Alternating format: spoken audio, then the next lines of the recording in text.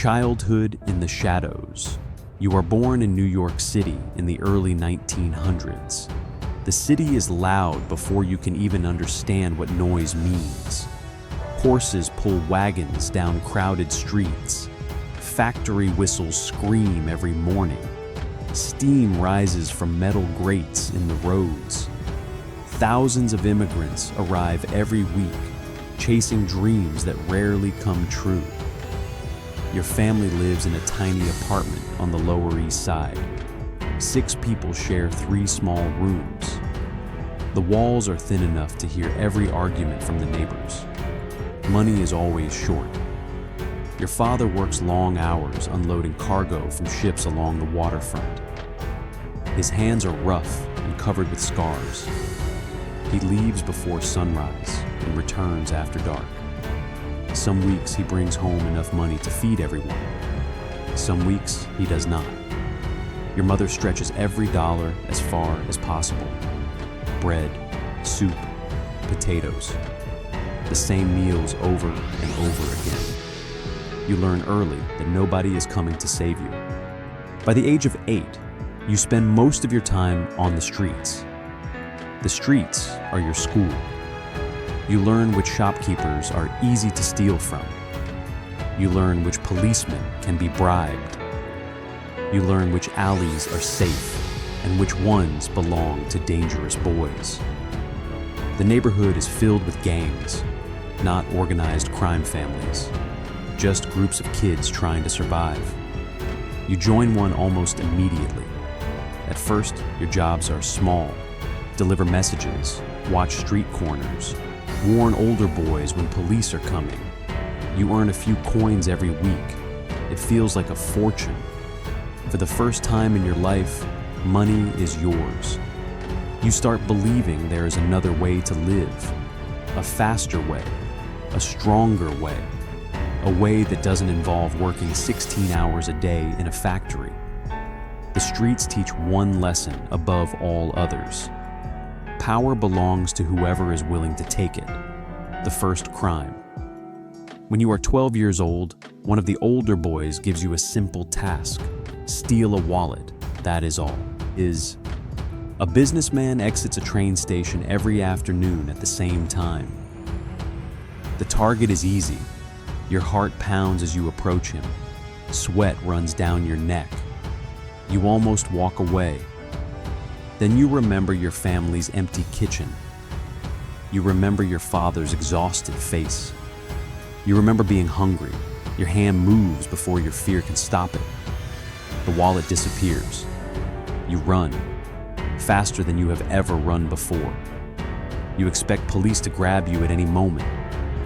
Nobody does. When you finally stop, your hands are shaking. Inside the wallet is more money than your father earns in several weeks. That night changes everything. Not because of the money, because of what you learn. Crime works. That thought plants itself deep inside your mind. Years later, you will still remember the feeling, the excitement, the danger, the reward, the realization that rules seem to apply only to people who are too weak to break them. A city built on opportunity. As you grow older, New York grows with you. New skyscrapers rise into the sky. Businesses expand. Money flows through the city like a river. Where money exists, crime follows. You begin working for local racketeers, protection money, illegal gambling, smuggling. Nothing major at first. You are still just a teenager, but you are ambitious. You watch older criminals carefully. You study them. The smartest men are not the strongest.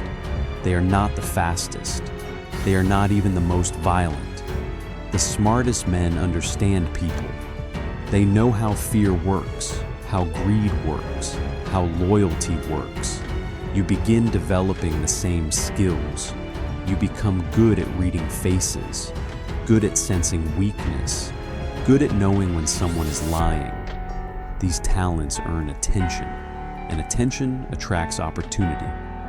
One evening, a well-dressed man notices you collecting gambling payments. Unlike most criminals, he looks professional. Expensive suit, polished shoes, confident smile. He asks your name.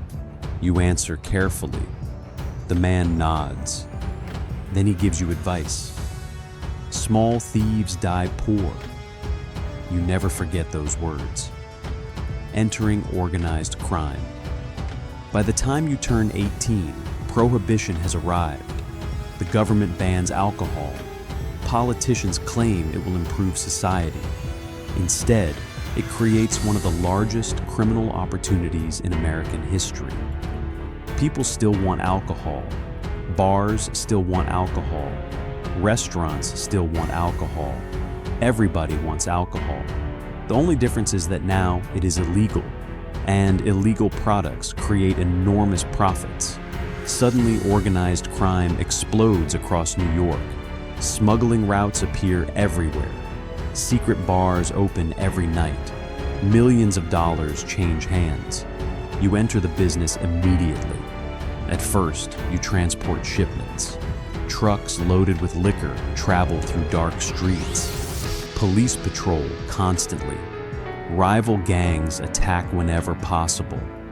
Every delivery feels like a military operation. Every successful trip brings more money. Within months, you are earning more than your father ever dreamed possible. You move your family into a better apartment. Your mother cries when she sees it. Your father asks no questions. Deep down, everyone understands where the money comes from. Nobody says it aloud. The first blood crime eventually demands a price. You learn this lesson at 20 years old. A rival gang attempts to steal one of your organization's alcohol shipments. The situation escalates quickly. Arguments become threats. Threats become violence. Until that moment, crime had felt exciting, dangerous, profitable, almost glamorous. Then someone pulls a gun. Everything changes. Gunfire erupts. People scream. Chaos fills the street. When the shooting stops, a man lies dead. You stare at the body. The reality hits harder than expected. This is no longer a game. No longer neighborhood fights.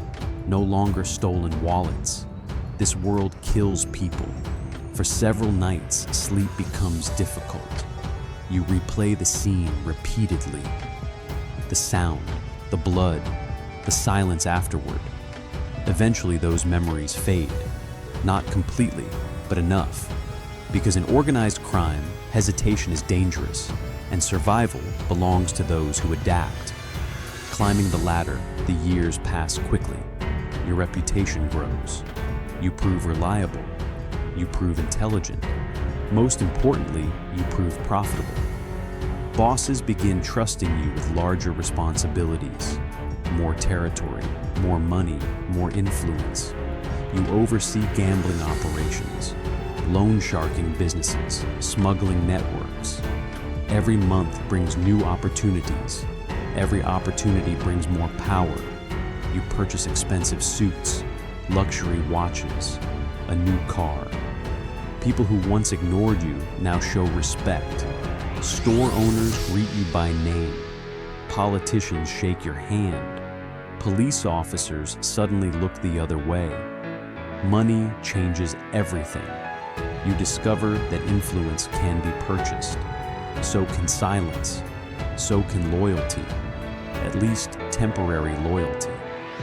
Because one truth remains constant. In the criminal world, loyalty lasts only as long as profit. But the boss takes notice.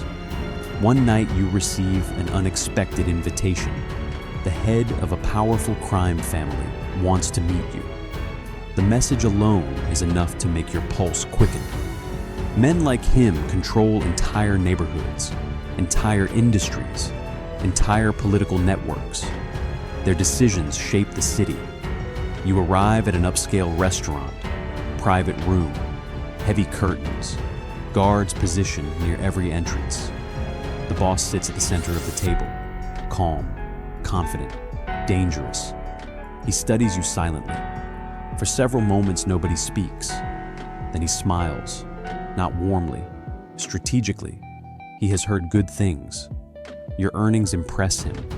Your discipline impresses him. Your ambition impresses him. The meeting lasts less than an hour, but when it ends, your life changes forever. You are no longer a street criminal. You are becoming something much bigger, something powerful, something feared. And somewhere deep inside, you realize there may be no way back. Becoming a made man. The meeting with the boss is only the beginning. Over the next few years, your responsibilities grow rapidly. You are no longer running errands, no longer guarding shipments, no longer collecting small gambling debts. Now people work for you. Entire crews answer to your orders. Every morning begins with reports.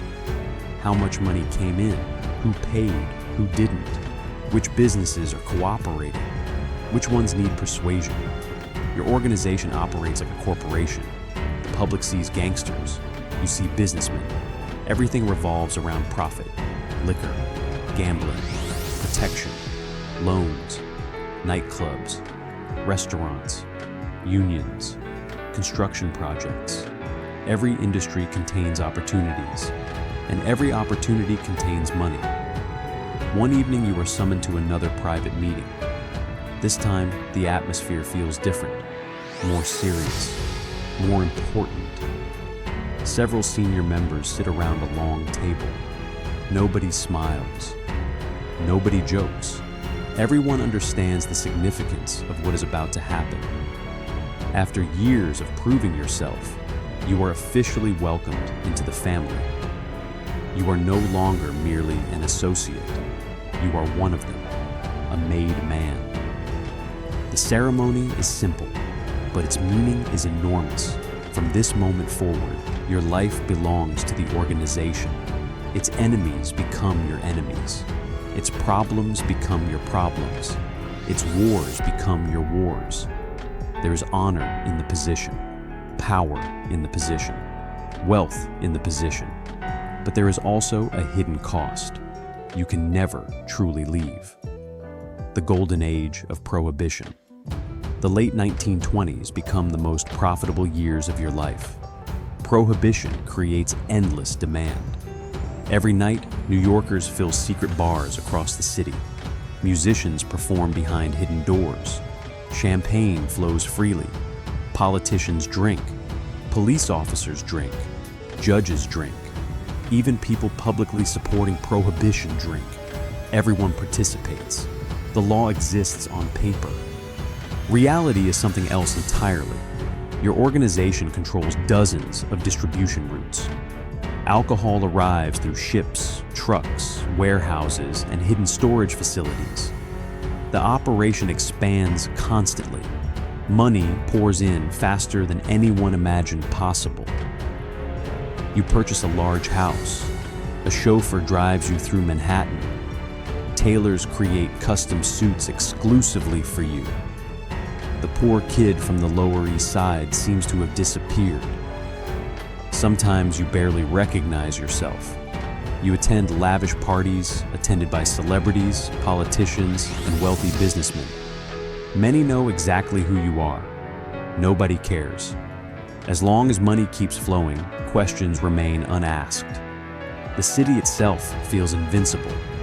New York is alive. The streets glow with opportunity, and you sit near the center of it all. The first Betrayal success attracts enemies. Some stand across from you. Others stand beside you. One of your closest associates has worked with you for years. You trust him, perhaps more than you should. Together, you built profitable operations. Together, you survived dangerous situations. Together, you made fortunes. Then rumors begin spreading. Missing money, disappearing shipments, private meetings with rivals. At first, you dismiss the accusations. Loyalty means something. At least you want to believe it does. But evidence continues to appear.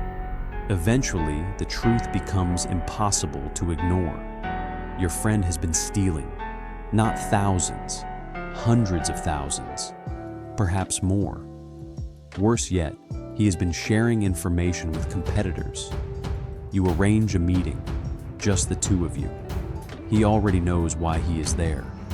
Neither of you bothers pretending otherwise. For a few moments, silence fills the room. Then he admits everything. No excuses, no denial, just facts. You stare at the man you once considered a brother. The realization hurts more than expected. Not because of the money, because trust is rare in your world.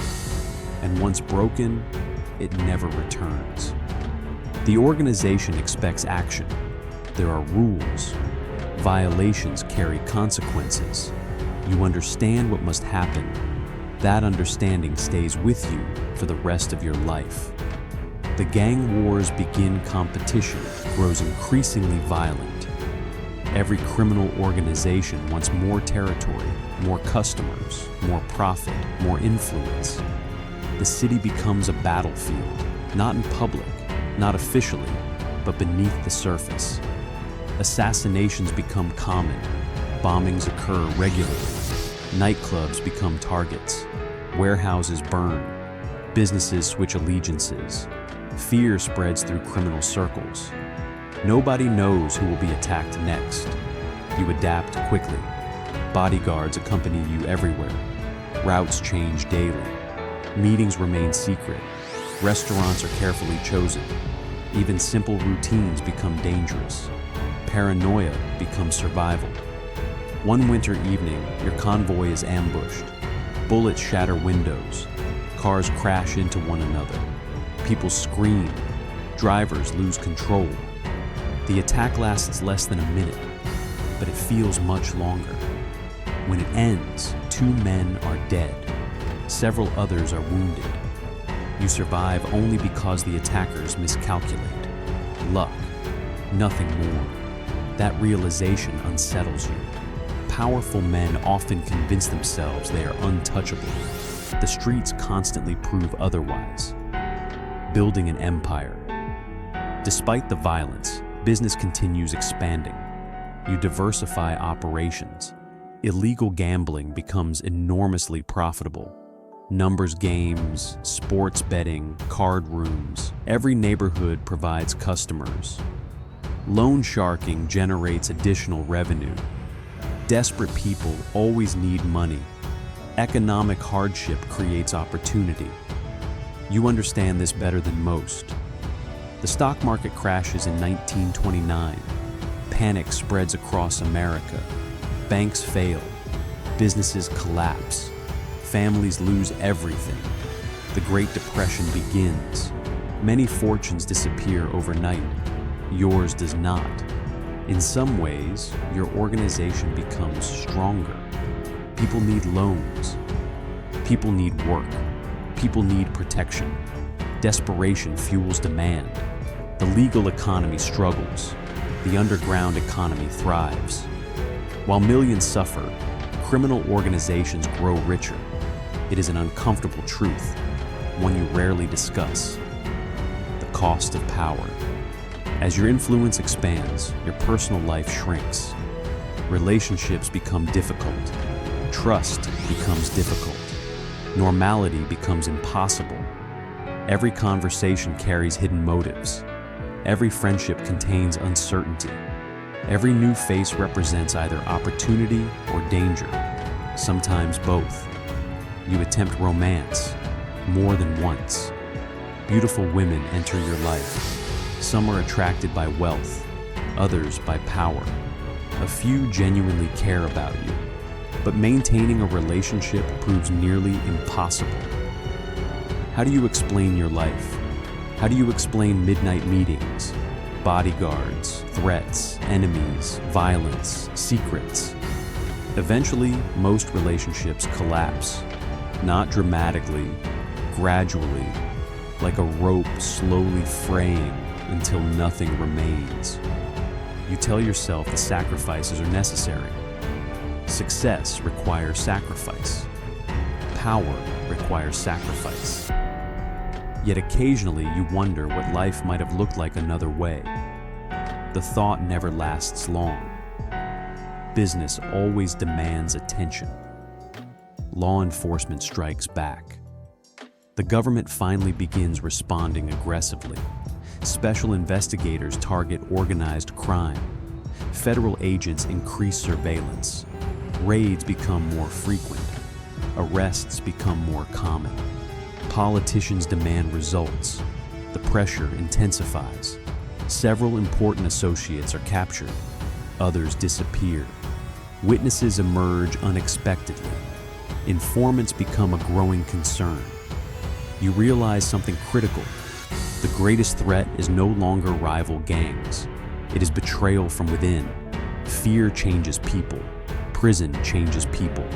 Some men stay loyal, others do not. You spend countless hours evaluating risks. Who can be trusted? Who cannot? Which conversations are safe? Which are dangerous?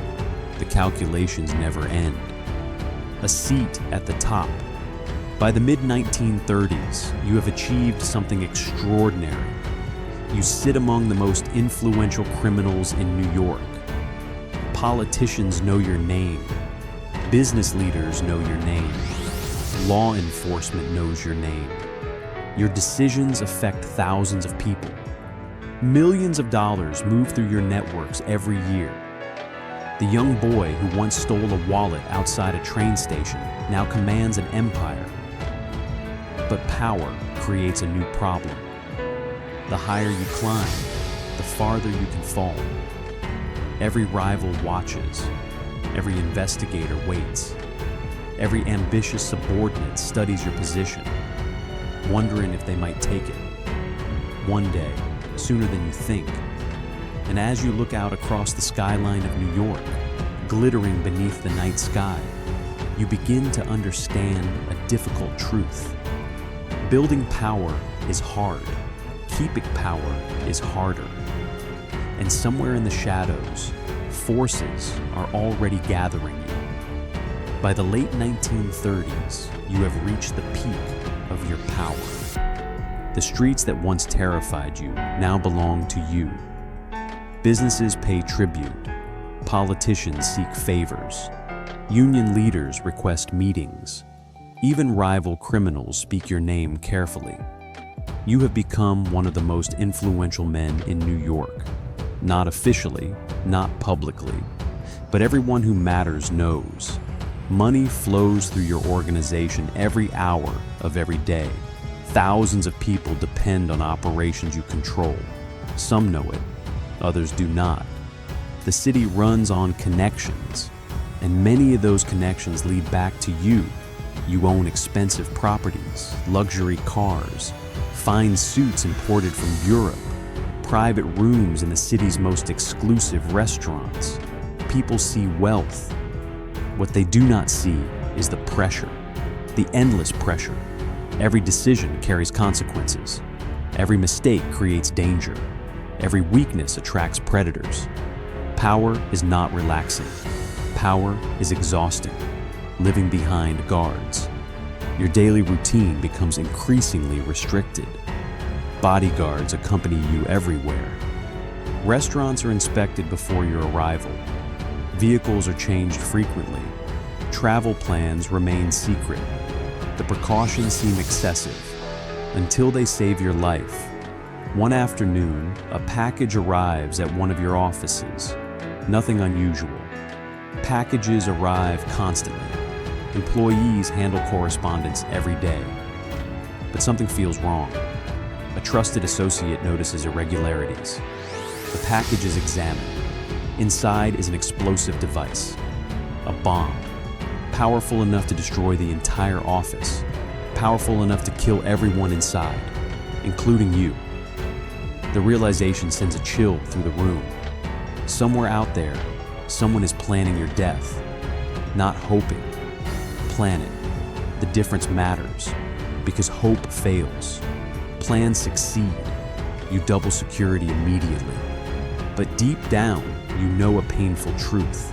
No amount of security can protect a man forever. War returns to New York. The fragile peace between criminal organizations begins to crack. Money is involved. Territory is involved.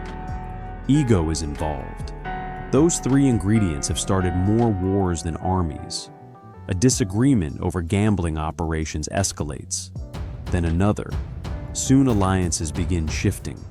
Old friendships disappear. New enemies emerge. Meetings become hostile. Threats become common.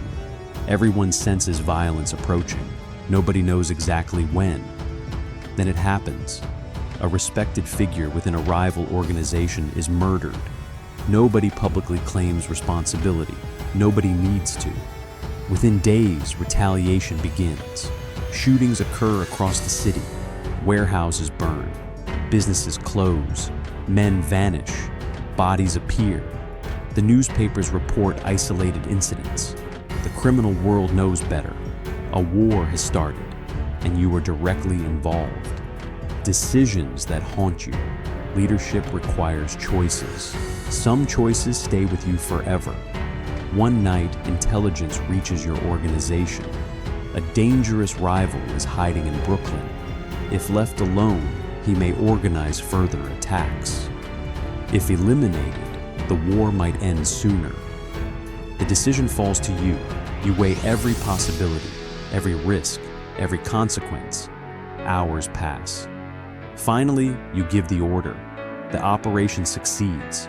The rival never returns. The newspapers report another unexplained death. Most citizens barely notice. You notice. Because leadership creates distance. You are no longer the man carrying out missions. You are the man ordering them. That distinction becomes increasingly difficult to ignore. Each decision feels heavier. Each year adds more memories, more faces, more names, more ghosts. The FBI arrives.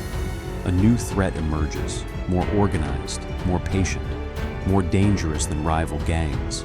Federal investigators. The FBI expands its efforts against organized crime. Agents dedicate years to building cases. Wiretaps, surveillance, informants, financial records, photographs, witnesses. Unlike gang wars, these battles are slow, methodical, relentless. The government has resources beyond imagination. And unlike criminals, investigators never need to generate profit. They need only patience. One by one, criminal organizations begin feeling pressure. Arrests increase. Trials become more common. Sentences grow longer. The old rules no longer seem sufficient. You realize the world is changing. Crime is becoming harder. The risks are increasing. The rewards remain enormous. But survival now requires something new. Adaptation. The informant. The worst news arrives unexpectedly. An informant exists within your network. At first, nobody knows who. Rumors spread rapidly. Suspicion infects every conversation. Every meeting feels tense. Every relationship becomes uncertain. People stop speaking openly. Trust evaporates. Eventually, investigators make several arrests. The pattern becomes obvious. Someone is talking, someone close, very close. You begin examining everyone. Longtime associates, friends, partners, men who have worked beside you for decades. Anyone could be responsible. That uncertainty is devastating. Because enemies across the street are predictable. Enemies sitting beside you are not. Weeks later, the truth emerges. The informant is a man you trusted completely. A man who attended private meetings. A man who knew family secrets. A man who once swore loyalty. Fear broke him. Prison frightened him. The government offered protection. He accepted. When you hear the news, you feel something unexpected. Not rage. Disappointment. Pure disappointment. The kind that comes when reality destroys an illusion. The beginning of the end. The 1940s arrive. America changes. New industries emerge. New laws appear. New generations rise. The criminal underworld evolves as well. You remain powerful, but cracks are forming. You notice them everywhere. Profits shrink in some areas. Competition increases. Law enforcement improves. Technology advances. The old methods become less effective. You are no longer the young gangster climbing upward. You are now the established boss defending what already exists. The difference is enormous. Building requires ambition. Defending requires caution, and caution rarely feels satisfying. You spend more time solving problems, less time creating opportunities, more time worrying, less time dreaming. The empire still stands, but maintaining it consumes your life. Looking back, one evening, you stand alone on a balcony overlooking New York. The city glows beneath you. Millions of lights stretch toward the horizon. You remember being a child in a crowded apartment. You remember hunger, cold winters, empty pockets. You remember stealing your first wallet. You remember your first shipment, your first arrest, your first betrayal, your first taste of real power. Decades have passed. You achieved everything you once wanted: money, influence, respect, fear. Yet something feels incomplete, because every victory demanded payment. Some payments were financial, others were personal, and some could never be repaid. You think about people who disappeared from your life: friends, family, lovers, associates, enemies. The list is longer than you expected. Power gave you many things. It also took many things away. The storm approaches. Despite your success, trouble continues growing. Federal investigations intensify. Former allies become unreliable. Younger gangsters challenge established leaders. Violence returns to neighborhoods that once seemed secure. The city feels different, less predictable, more dangerous. You sense change approaching. Not a small change, a major one, the kind that reshapes entire lives. You have survived poverty, gang wars, assassination attempts, government investigations, betrayals, economic collapse. Yet the greatest challenge may still be ahead, because age brings a problem no gangster can defeat: time. And time is beginning to catch up with you. By the 1950s, the city no longer feels the same. New buildings rise where old neighborhoods once stood. New faces replace familiar ones. New criminals appear, eager to make names for themselves. Many of them grew up hearing stories about men like you, stories about power, stories about money, stories about fear. Some admire those stories. Others see them as opportunities. Young gangsters are ambitious, just as you once were. The difference is that now you stand in their way. You have become part of the old guard, a symbol of the previous generation. And in the criminal world, every generation eventually faces the same reality. Someone younger always wants your seat. Someone hungrier always wants your territory. Someone more reckless always wants your reputation. The cycle never stops. You know this because you once played that role yourself. Cracks in the empire. The organization still earns money. Millions of dollars continue flowing through various operations, but maintaining control becomes increasingly difficult. Some captains argue with each other.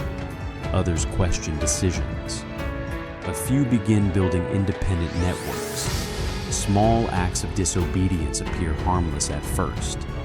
Then they spread, like cracks in a foundation. The structure remains standing, but the damage grows underneath. Meetings become tense. Arguments become frequent. Trust becomes rare. The men around you still show respect, yet something has changed. You can feel it. Some respect you because they genuinely admire you. Others respect you because they fear you. and some only pretend. Those are the dangerous ones, the pretenders, the men smiling across the table while calculating your downfall. The last war, the final major conflict, begins over territory, as most gang wars do. A younger faction believes it deserves more influence, more money, more control. Negotiations fail, compromises fail, warnings fail. Eventually, violence returns. For a brief moment, New York feels like the old days again. Gunfire, retaliation, rumors, funerals, fear. The newspapers report isolated crimes. The truth is much larger. Entire organizations are positioning themselves for the future. You attempt to maintain order, but age changes perspective. When you were young, war felt exciting. Now it feels wasteful. You understand the cost better than anyone. Every dead soldier leaves behind family. Every conflict creates more enemies. Every victory carries consequences. Yet some wars arrive whether you want them or not. This is one of them. The arrest. The knock comes early in the morning, before sunrise, before breakfast, before the city fully wakes. You already know what it means. Years of investigations have finally produced results. Federal agents enter with warrants. Professional, calm, prepared. You expected this day for a long time. In some ways, the waiting was worse. Reporters gather outside. Photographers capture every moment. Newspapers celebrate. Politicians make statements. Investigators claim victory. For them, this is the result of decades of work. For you, it is something different, a reckoning. The courtroom becomes the next battlefield. Lawyers fight aggressively. Witnesses testify. Evidence is presented. Old associates appear. Some remain loyal. Others do not. Seeing former friends cooperate with prosecutors hurts more than any prison sentence. Not because you expected perfect loyalty, because each betrayal confirms what you learned long ago. Fear changes people. Always has. Always will. Life behind bars. Prison is not what most people imagine. There are no glamorous speeches, no dramatic victories, no cinematic moments. Mostly there is routine. The same walls, the same schedule, the same faces, day after day, week after week, year after year. For the first time in your life, everything slows down. There are no emergency meetings, no business deals, no rival organizations demanding attention, no late-night phone calls, just time, an endless amount of time. You spend hours thinking about childhood, about family, about choices, about roads taken and roads ignored. Memories arrive unexpectedly.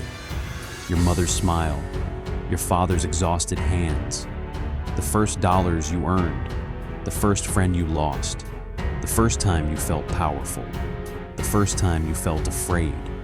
The memories blend together, creating a life story that feels both familiar and distant.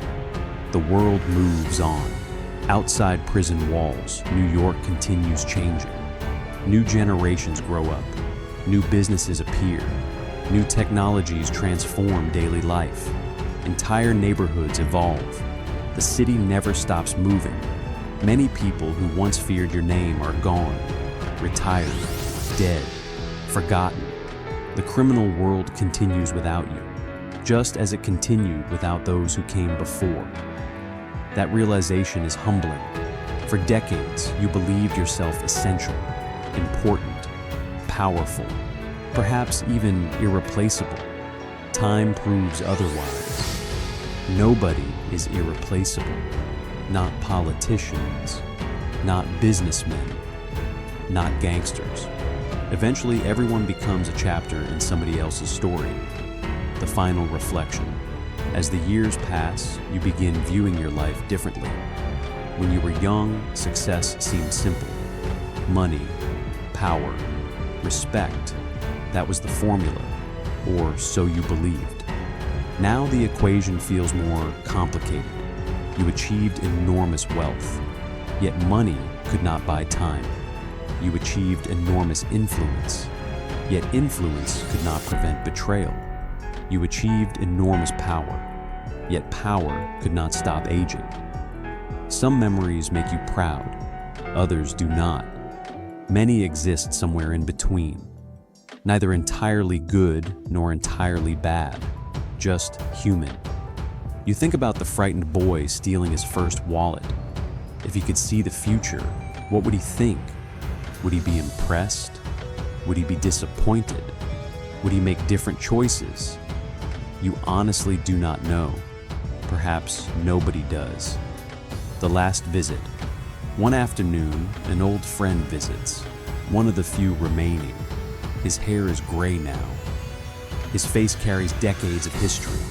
You talk for hours about people long gone, about neighborhoods that no longer exist, about mistakes, victories, regrets, memories.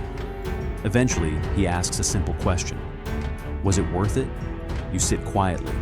The answer should be easy, but it is not, because life is rarely simple. Without crime, perhaps you would have remained poor. Without crime, perhaps you would have lived peacefully. Without crime, perhaps you would have been forgotten. Or perhaps you would have found another path. A better one. A worse one nobody can know. After a long silence, you finally respond. You tell him that every choice creates a different future. And once a road is chosen, there is no way to see where the others might have led. Your friend nods. Neither of you speaks for several moments. The conversation ends there, because some questions have no perfect answers. The end of the story. Years later, your story finally reaches its conclusion. The city continues. The streets remain crowded. The lights continue shining across the skyline. Most people walking those streets have never heard your name. Others know only fragments, a headline, a rumor, a story passed down through generations. The empire you spent decades building no longer belongs to you. The wars are over, the meetings are over, the deals are over, the chase is over. Only memories remain. And in the end, that may be true for everyone. Not just gangsters, not just powerful men, everyone. Because no matter how rich you become, no matter how feared you become, no matter how powerful you become, time eventually takes it all. The city keeps moving, the world keeps turning, and your story becomes part of history. A boy born in poverty, a gangster who rose to power, a king of the shadows, and finally, just another man whose life came to an end.